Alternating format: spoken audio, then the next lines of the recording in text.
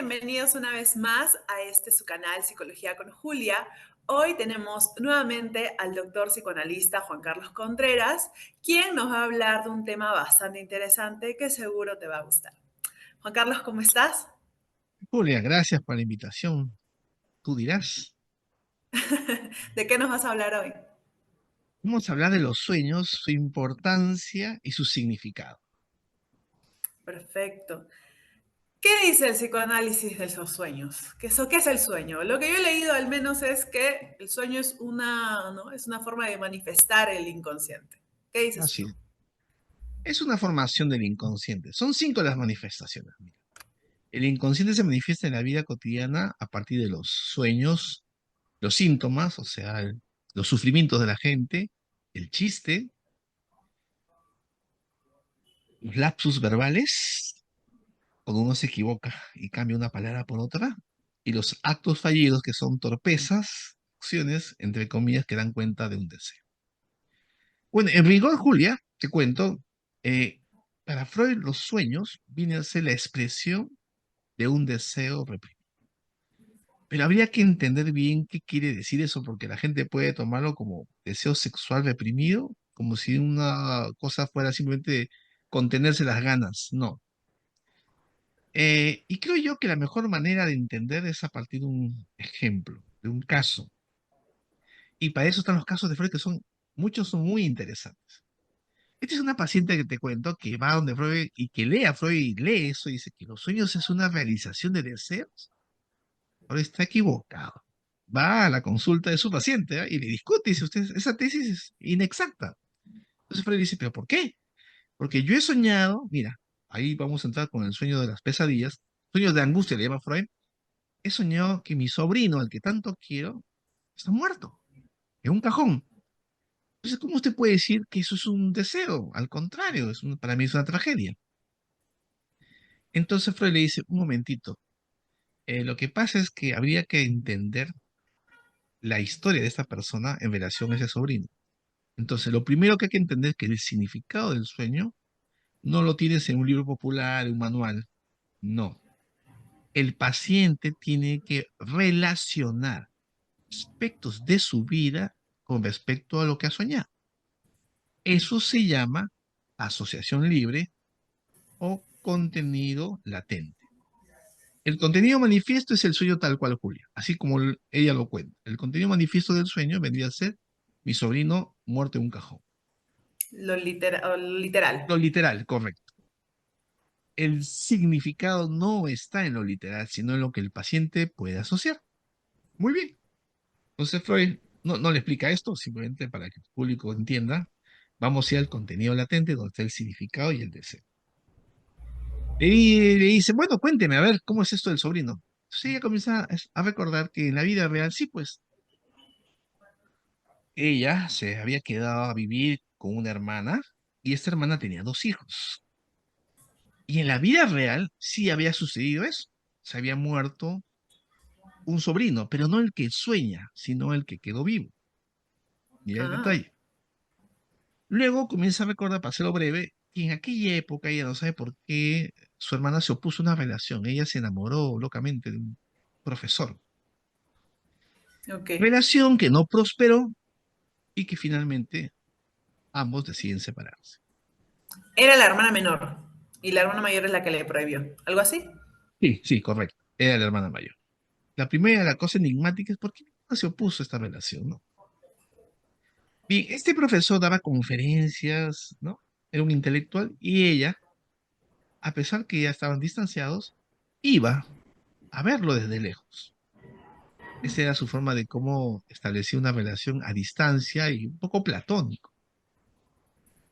Y lo que sucede, ella recuerda que sucede una tragedia. Uno de los sobrinos fallece. Ella ya no vivía con la hermana. Entonces, ella decía hacer ese viaje, volver a la casa de la hermana. ¿Y qué crees tú?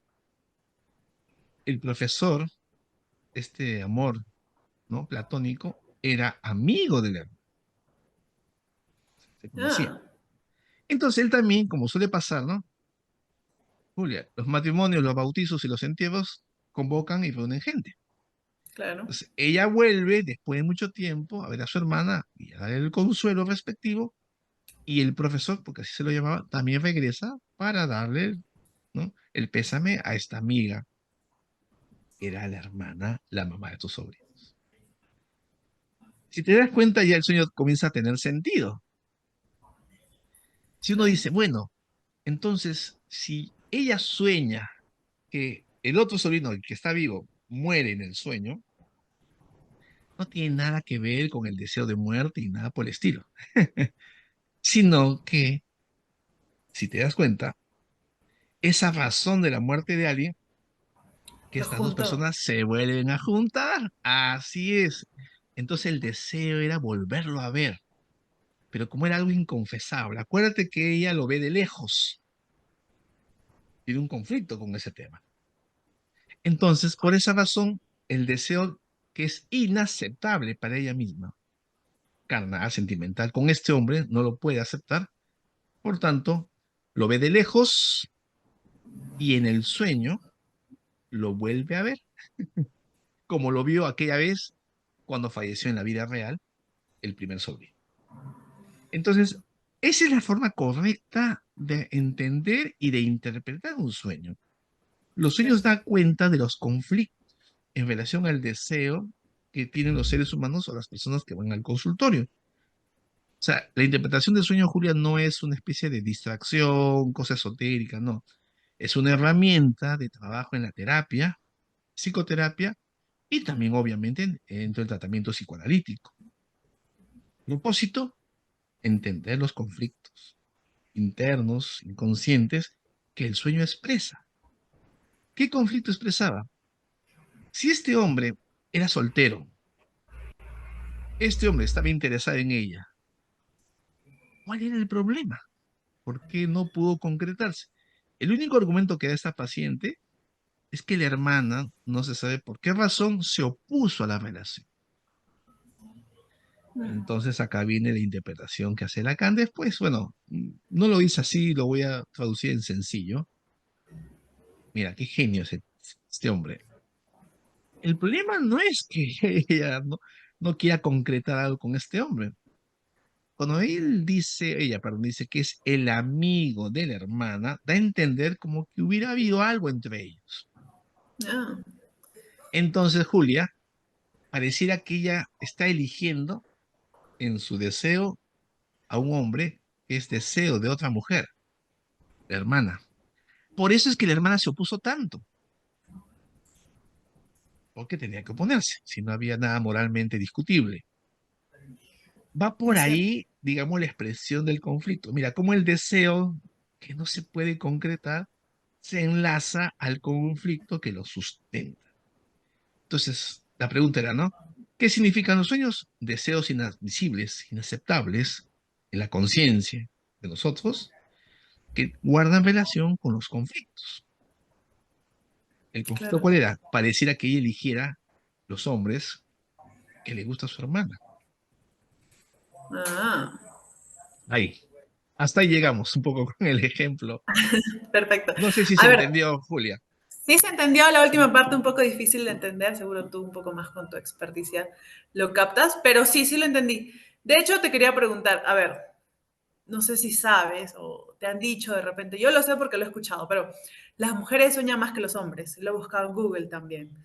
Es más, yo Mira, sueño todos los días y los hombres ¿sí? les pregunto, no sueñan nada, nada, o sea, en blanco. Ahora mi pregunta es, ¿todos los sueños tienen significado o a veces se puede soñar por soñar? Es una buena pregunta la tuya. Mira, no.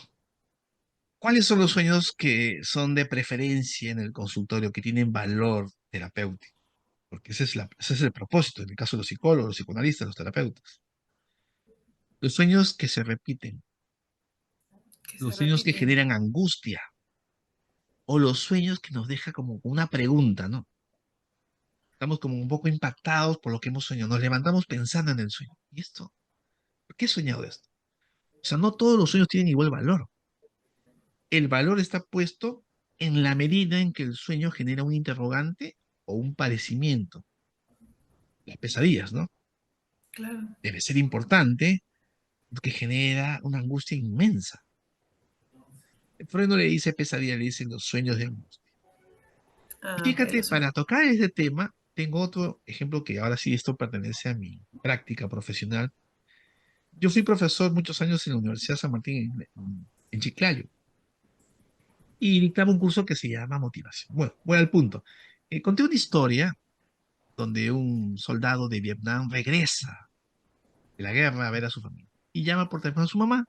Mamá, ya estoy de vuelta. Sorpresa, hijo. Bienvenido, voy a invitar a la familia, a los amigos. Sí, mamá, invita a lo que tú quieras. Pero mamá, ¿puedo llevar un amigo? Lleva a quien tú quieras. Su casa y mi casa, en fin. Feliz la mujer. Pero mamá, ¿sabes qué pasa? Mi amigo tiene un problemita. ¿Qué problema tiene tu amigo? No, lo que pasa es que ha tenido un problema en la guerra y tiene el rostro desfigurado. Ah, bueno, hijo, tal vez lo mejor sea que lo invites en otra oportunidad, tal vez. En otro momento, le dice muy educadamente. Ah, ya, mamá, no hay problema. Le corta el teléfono y el muchacho se mete un tiro. Un Porque tiro, no se había, mató. porque se mató. Ah, Porque no había tal amigo. Él era el chico que tenía el rostro desfigurado. Porque venía de la guerra justamente por eso. oh, wow. Me Herido de guerra. choqueó. No, no soportó el rechazo, ¿no? Es muy típico. Ya, yo conté esta historia, más extensa, en fin, y el salón quedó impactado. Y, y entonces uno de los muchachos era enamorada de una exalumna mía, que había sido reina de belleza, reina de Chiclayo, algo así, y él le cuenta lo que yo le conté. Oye, mire, el profesor contó una historia de un muchacho de Vietnam que se mató. Y la chica sueña, por efecto de lo que él le contó, que su casa se incendia y ella se desfigura el rostro. Tiene una pesadilla. Y la chica le dice, ¿ves lo que me cuentas? Por tus historias me has afectado. Se pelean. El muchacho me cuenta a mí, mira, profe, lo que usted provoca, le digo.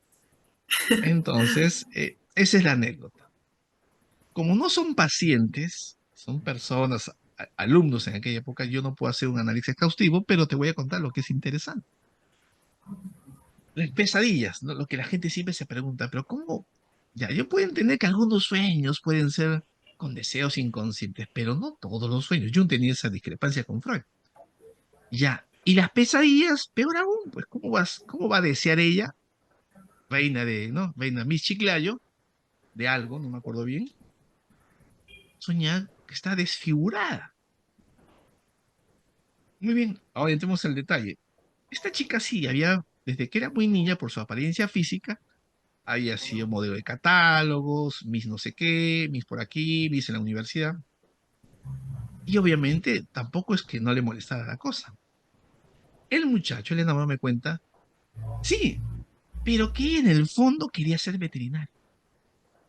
Pero la ¿Ella mamá que quería ser estaba, veterinaria? sí, correcto. Ah, Ella ok. quería estudiar veterinaria, pero la mamá, que de muy chiquita la vio con prospecto, porque era muy bonita la chica, por el mundo del modelaje. Y un Mm, poco era el deseo de la mamá, que obviamente ella aceptó y que tampoco le disgustaba. Pero en el fondo de su corazón ella albergaba en algún momento estudiar veterinaria. Cosa que no se concretó, se dedicó y no sé cómo terminó en psicología. En psicología y siendo modelo de empresas, como esta anfitrionaje, ese tipo de cosas. Ahí yo la conocí, dejó de ser mi alumna y después le enseñé al chico X. Bien, ahora estudian cuál es el significado. Y ella en el sueño se desfigura el rostro. El deseo no es que esté desfigurada, el deseo es dejar de ser modelo. ah, claro. Porque en la medida en que ya no tengo un rostro bonito, ya no puedo ser modelo. Por tanto, por oposición, lo que me queda es estudiar lo que quiero.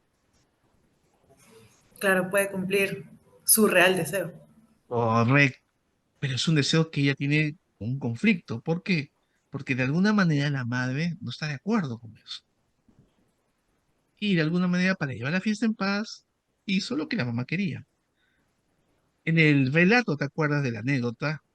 El chico viene con el rostro disfigurado, le dice, mamá, ¿puedo traer al amigo? Mentira, era él que tenía el rostro disfigurado y la mamá dice, no, tengo otra oportunidad.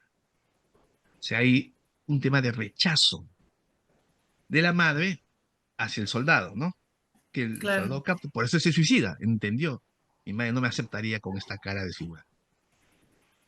¿Cuál es la relación con esta chica?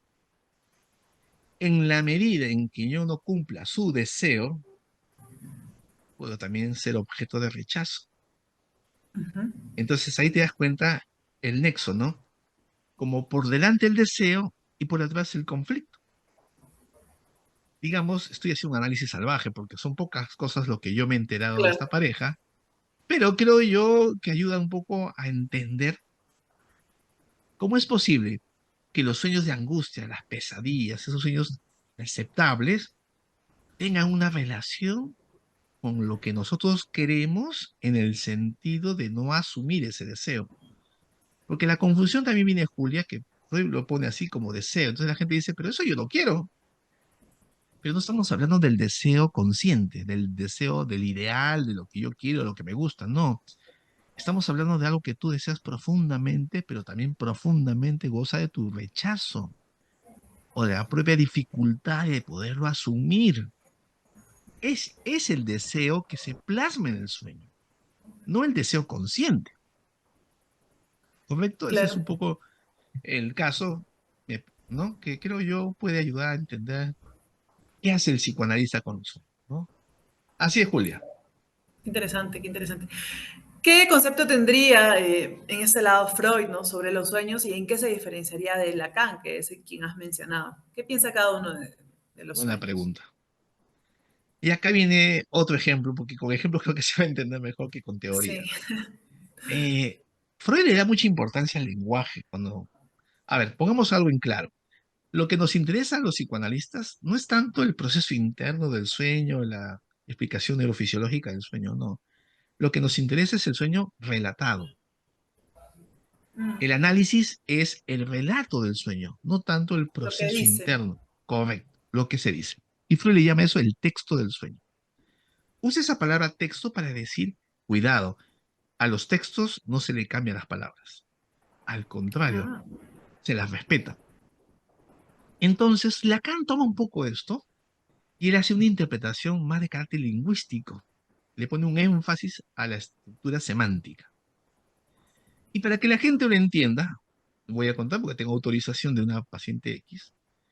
Es una paciente un tanto obsesiva que tiene un sueño cortísimo, segundos, pero es un sueño que a ella le causa risa. ¿Qué sueña? Me dice, sueño con mis dos tías. Sí, sí, mi tía Zoila y mi tía no. Entonces, nuestro oído, porque tenemos que tomarnos el tiempo. ¿Cómo se llaman sus tías? Las dos, Zoila Zoila. y Norma. Si tú te detienes a escuchar, hay una homofonía. Sí, la tía Zoila y la tía Norma. Pero si lo vuelves a escuchar, suena a decir, soy la norma. Claro. Y juntas las dos palabras, ¿no? Soy la norma. Soy la norma. Oye, suenan igual. Y Sí, cuando yo le repito, usted es la norma. ¿Por qué dice eso? Usted es, soy la norma. Mira, la primera no capta, ¿no? Pero la segunda entiende. Sí, pues, ella es una norma, que todo tiene que encajar, los chicos, el trabajo, las cosas de su vida como buena obsesiva, en lo que hace. Entonces, esa es la diferencia. Lo que Lacan hace es poner un mayor énfasis a la interpretación del relato en sus elementos semánticos y lingüísticos. Y Freud también lo hace, pero Lacan le pone un énfasis mayor. Porque fíjate, a diferencia de Jung, Jung le pone mucha importancia a la imagen visual del sueño. A Lacan no le interesa mucho, sino cómo eso se traduce en palabras. Entonces, lo que importa del sueño es el discurso del sueño, lo que tú muy bien has dicho, es el relato del sueño. Y aquí viene un detalle importante, Julia. No sé si te ha pasado, hay gente que se olvida lo que sueña. al Siente, momento, sí. Lo tiene que siente que ha contar, si no se soñado olvida. y se le va. Hay gente en terapia que dice, doctor, traje el sueño y no sé, en el camino se me iba olvidando. Otra persona dice, yo no me acuerdo de lo que sueño. U otros dicen, siento que he soñado, pero no me acuerdo. Entonces acá hay otro detalle importante. El inconsciente tiene formaciones, ¿se acuerdan? Los sueños, los actos fallidos, los lapsos verbales, el síntoma y el chiste. 5.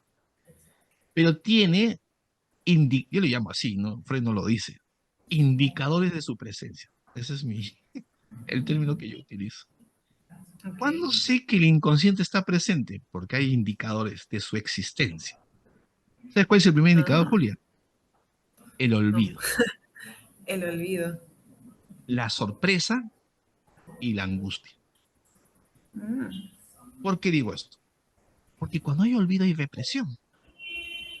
¿Qué es lo que sucede? Ese sujeto se olvida del sueño, mi paciente. Luego me dice que estaba manejando el fin de semana y se acuerda de lo que quería contarme.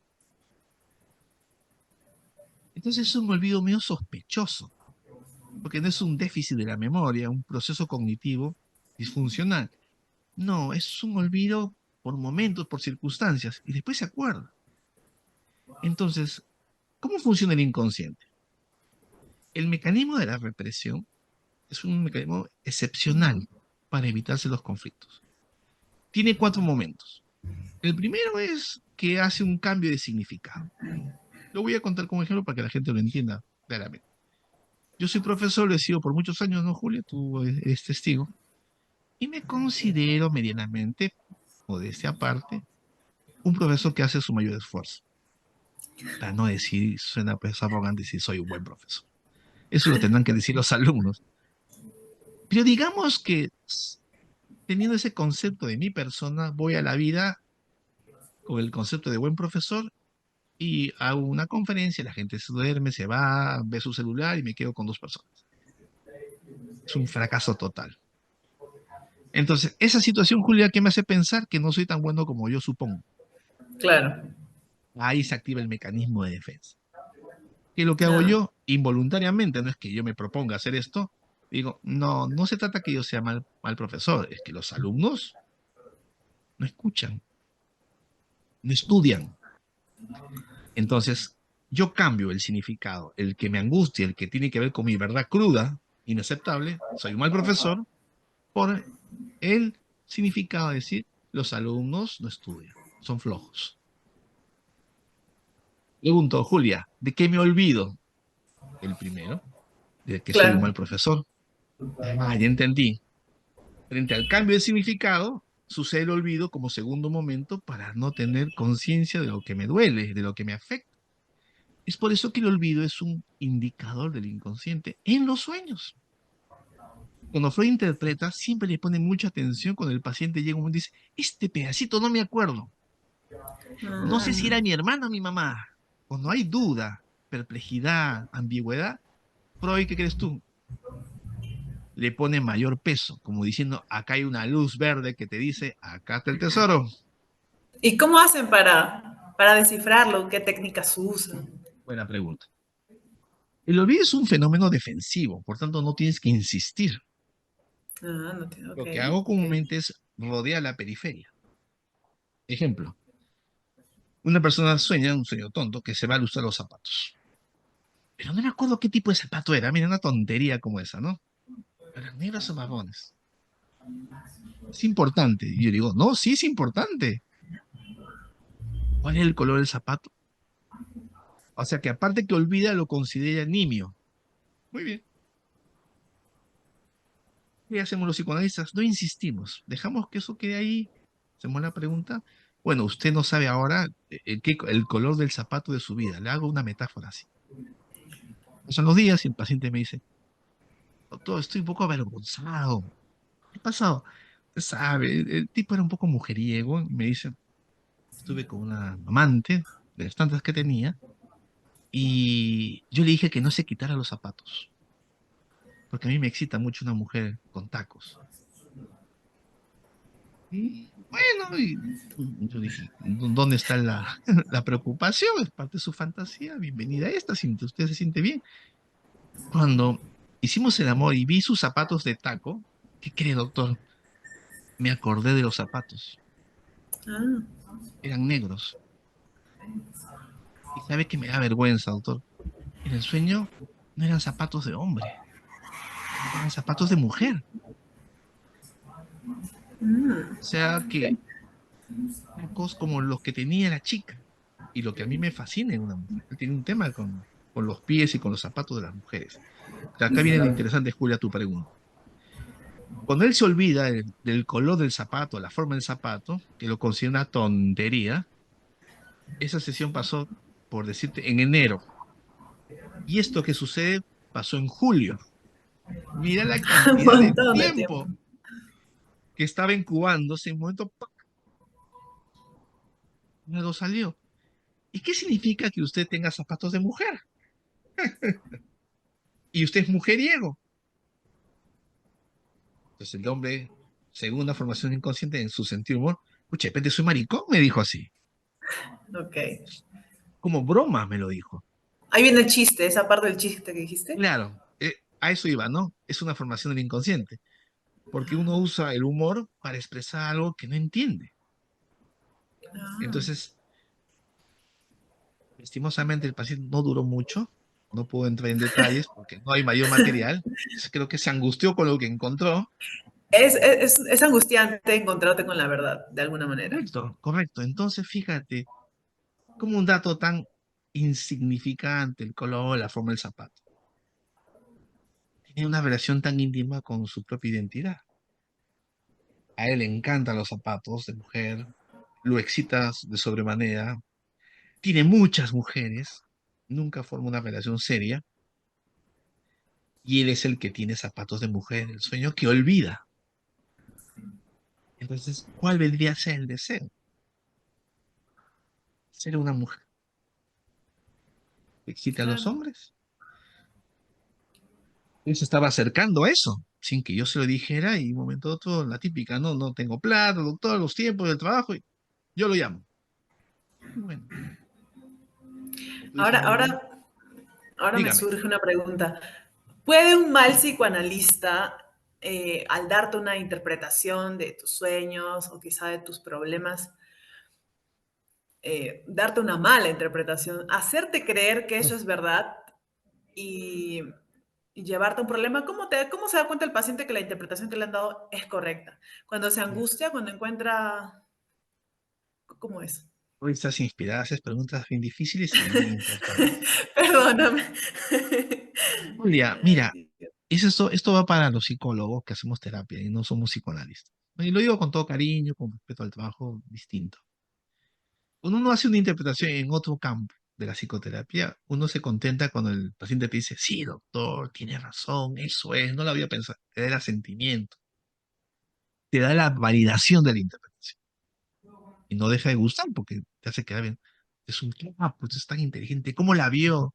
Qué analítico, en fin. En Claro. el campo del psicoanálisis eso no es válido, porque Freud dice lo siguiente, y eso tiene actualidad y vigencia hasta el día de hoy, que la confirmación de una interpretación no se debe dar por el asentimiento del paciente, sino porque esa interpretación genera una nueva asociación, un elemento material contiguo, anexo o aporta algo nuevo. En cristiano, para que me entienda, yo puedo hacer una interpretación y el paciente le va y le viene. Por ejemplo, el señor viene, hablando de los sueños, él me dice que no sueña nada, pero sí, lo que sí se acuerda es que hay una palabra en el sueño. Simple, ¿no? Tonterías. Una palabra. ¿Cuál es la palabra? Me da vergüenza, doctor, pero creo que es caca. No sé por qué. De eso me acuerdo. Pero no me pida porque no me acuerdo la imagen. Muy bien. Eso fue una sesión X, Z, griega. Pasamos un tiempito muy corto y el paciente llega, está un poco inquieto. Le digo, ¿qué le pasa? No me puede prestar su baño. Ya, ¿cómo no? Vaya, vaya, lo espero. Regresa y me dice, oye, a mí me da mucha vergüenza, es la primera vez, disculpe usted, a mí no me gusta usar baños ajenos, ni siquiera para orinar, y mucho menos para hacer caca. Hacer caca no dice para defecar, para mis necesidades. Usa la misma expresión. No, le digo, La usted no hace asoció. caca en caca ajena, le digo. Es totalmente descriptivo mi interpretación, ¿ah? O sea, no le estoy haciendo la historia de tu papá y tu mamá y por qué fue la infancia así. Le digo, ¡ay, qué sorpresa! ¿A usted no le gusta hacer caca en casa ajena? Se queda riendo, no me entiende lo que le digo, pero le hace eco y ahí concluirás así. Él no me dijo que es cierto, que agudo. Usted lo ponen como, hay algo aquí que no entiendo y no sé por qué me dices. Es el tiempo. ¿Y qué crees tú? Me dice, ¿sabe qué, doctor? Ya hace unas semanas estoy preocupado. ¿Por qué le digo? Yo no sé por qué se me afloja el estómago. Mm. ¿Sí? Y yo al médico, me comentó algo, no tengo ninguna infección, no tengo nada. Y se me afloja. Sí, ¿qué ha pasado? De repente tiene que ver con algo de su trabajo, de alguna circunstancia. Lo que hacemos los psicoanalistas, los psicólogos, preguntamos, pues, ¿no? Bueno, me dice, lo que pasa es que hay una nueva jefa, que es muy joven en mi trabajo, y muy atractiva la señorita, ¿no? Y no sé, usted sabe que ahora los tipos han cambiado, la gente joven asciende a cargos gerenciales. Y tengo un amigo que también es casado como yo, que le ha puesto el ojo, que la mujer es muy atractiva, no solo por su juventud. Y un día me dice, me hago la pichi de miedo. Esa fue su expresión literal. Y yo le pregunto, ¿pero por qué? Me hago la pichi que se dé cuenta, porque ya se da cuenta que me pongo nervioso, casi que parezco adolescente, se me caen las cosas cuando paso, me manda a llamar. Y yo le digo a él, eso a mí no me pasa. Y de ahí comienzo a enfermarme del estómago. Si yo Mm. le digo, mire, si a él se hace la pichi con el deseo por esta chica, ¿cuál será el deseo? ¿Quién se hace la caca? Claro. Y sí entendió. Entonces, si te das cuenta, la interpretación lo que hace es empujar a que el paciente aporte nuevo material, no para confirmar la interpretación, sino porque algo movió. Y ahí hago la segunda interpretación que es más contundente y me dijo, ¿te cree que yo? ¿Por qué no acepta? Él enamoré es él, este pobre tonto, no, no yo. No, él también. Y creo que con más ganas, porque él tiene miedo a hacerse la pichi. Usted se hace la caca, dando a entender que debe haber un deseo mucho mayor por esta mujer, que él no reconoce, que él no acepta y que es inaceptable para él. Entonces, contestando a tu pregunta, ¿cómo sabemos los psicoanalistas que una interpretación es acertada?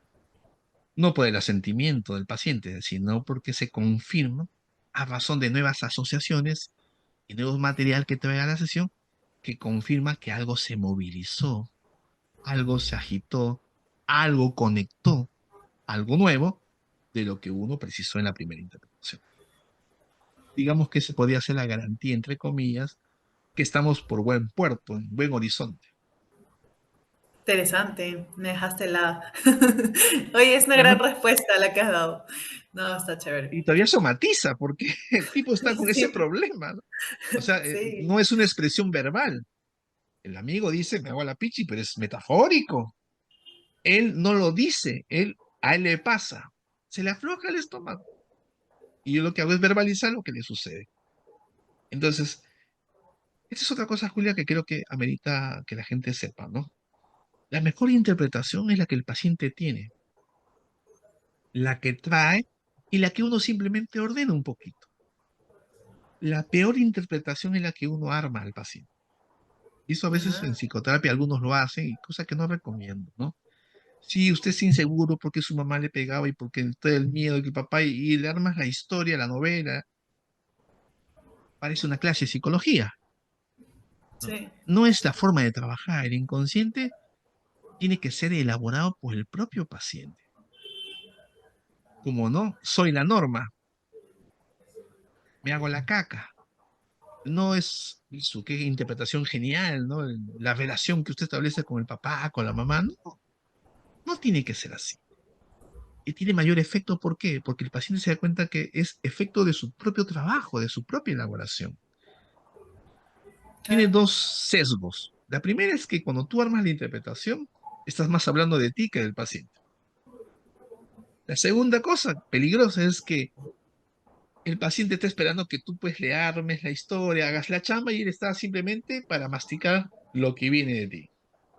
Pues quien tiene que preguntarse, contestarse, interrogarse es el paciente. El trabajo es el paciente. Uno motoriza el trabajo de elaboración, no le hace la tarea. Por eso Lacan decía en sus últimos Claro, años, una buena interpretación no está hecha para ser comprendida, decía Lacan. Está para generar oleaje. Cuando dice oleaje es asociación, pensamiento, idea, recuerdo. No está para ser entendida, no es para que el paciente lo mastique y dice, ah, esto significa.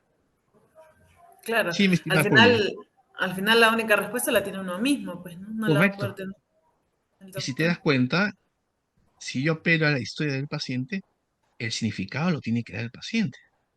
No hay nada preestablecido en la interpretación. Se suele pensar, soñar con escaleras, soñar con ese, soñar con el cuchillo, la traición, en fin. No es esa la interpretación freudiana. Para Claro. nada. Es un mal Con, res- uso. ok. Con respecto a los sueños sexuales, he escuchado y he leído algunos casos, ¿no? Que de repente hijos sueñan con que tienen relaciones con sus padres, con quienes tuvieron problemas con sus padres de niños, cosas raras. He leído cosas raras. ¿Cómo se podría definir estos sueños sexuales? O sea, ¿por qué se presentan? Bien interesante, ¿no? Porque si por un lado uno dice, pero lo dice así, ¿ah? El sueño es la expresión de un deseo sexual reprimido inconsciente, ¿ah? Le quité lo sexual. Entonces la gente dice, pues, una barbaridad ese tipo de interpretación. Primero porque el deseo no lo veo acá. Sexo no, el sueño no es sexual, el sueño no tiene nada que ver. Entonces no calza la teoría con la realidad. Cuando hablamos de sexualidad en el psicoanálisis, no estamos hablando de sexo. Pero tú dices, pero hay sueños que son sexuales, así tácitamente, ¿no? Sí, he Y leído algunos. correcto. Y personas que sueñan tienen intimidad con los padres o con los hermanos, cosa que también se da en mi práctica. Me acuerdo de una persona X que no era paciente y me decía, he soñado haciendo el amor con mi papá. Lo llamativo, no era una paciente, lo llamativo del relato eran dos cosas. Primero, que no la vi muy angustiada, que digamos, ¿eh? Mm, Si alguien te ok, cuenta eso, no lo cuenta como diciendo, oye, he soñado haciendo, ¿qué te parece? Tú que eres psicoanalista. Le digo, no, no te podía interpretar. Y la segunda cosa que me dice que me dejó así sorprendido, me dijo, tú sabes que mi papá, esa persona de que me decía, es un poquito mañosito, me dice. Ah, no, no, no, no, sí, me dice, terrible, mi papá. Entonces yo había entendido mañosito en el sentido mujeriego, ¿no? Mira, mi prejuicio, ¿no? claro. Sano. Entonces digo, sí, pues que tendría pues sus amantes. No, no, no, me dice eso, no me estoy refiriendo a que tenga mujeres. Era mañosito con nosotras. Somos tres hermanas. No, terrible. Sí, sí, sí, siempre nos estaba tocando, nos agarraba la teta cuando crecíamos, pero mi papá era así, era así. Ahora, ella sueña teniendo sexo con el papá. ¿Qué significa? ¿Sexo con el padre o el deseo desde siempre perverso por ese padre? Entonces, no es el tema de la satisfacción sexual lo que se juega en el sueño, sino el significado que tiene la sexualidad en relación con ese hombre. Fíjate, Julio, y eso tú lo sabes porque somos colegas. ¿Cómo tú determinas un sujeto perverso? Porque no hay culpa, remordimiento, restricción, límites. Disculpa la Claro, frase, ¿eh? Está tirando con su papá y me lo cuenta como un chiste. claro. Dos, yo le digo, él ya me dice, mi papá era medio mañosito, pues me dice. Entonces dije, ah, tenía mujeres. No, ¿qué mujeres? Tocaba. Pero no lo decía como diciendo, ¿cómo es posible? Abusaba de mí. Lo Ok, decía como, aceptándolo. él era así. Entonces, Claro. sí, pues te acariciaba la piel. No, no, qué pierna, me agarraba la teta, me peñiscaba, metía su mano en mi vagina. Entonces, no es que era que una caricia, algo que se puede malinterpretar. No, no, no, era muy claro. Entonces me quedó claro, no era mi paciente. Esta persona tenía una estructura perversa. Mm, por dos razones. Primero, porque no había ni un resquicio de culpa, remordimiento, escrúpulo, algo que haga sentir que es una persona que pertenece al rango neurótico. Y lo claro, segundo es que había una satisfacción sin ninguna restricción. Él era así, le gustaba que el padre la toque. Ya, el padre también puede haber sido un perverso, pero él no es el, digamos, el actor fundamental en este ejemplo. Entonces, habría que claro, tener cuidado con ese tipo de sueños. No estoy diciendo que todos los que tengan sueños de intimidad con sus padres sean pervertidos o sean perversos, pero hay algo ahí en relación a los padres y en relación a la vida sexual que habría que explorar. Me lanzo a decir esto, ¿no? Pero no puedo entrar porque acuérdate que en sí cuál es el caso por el caso. No puedo establecer una generalización. claro, Habría mi claro. sospecha, ¿no? Interesante. Cada caso es único, pues, ¿no? Julia, y creo que esto es importante que tu gente, tu audiencia, la gente que te sigue sepa claramente, ¿no? Y esto también lo puedo contar porque lo conté en un evento. Esta es una chica. ¿Cómo diferencias ese tipo de personalidad perversa? A ver, vamos a explicar un poquito. En la psicopatología, en la clínica psicoanalítica, hay tres tipos de patología. Los neuróticos, que son los que tienen problemas emocionales, ahí estamos toditos, incluido este modesto servidor.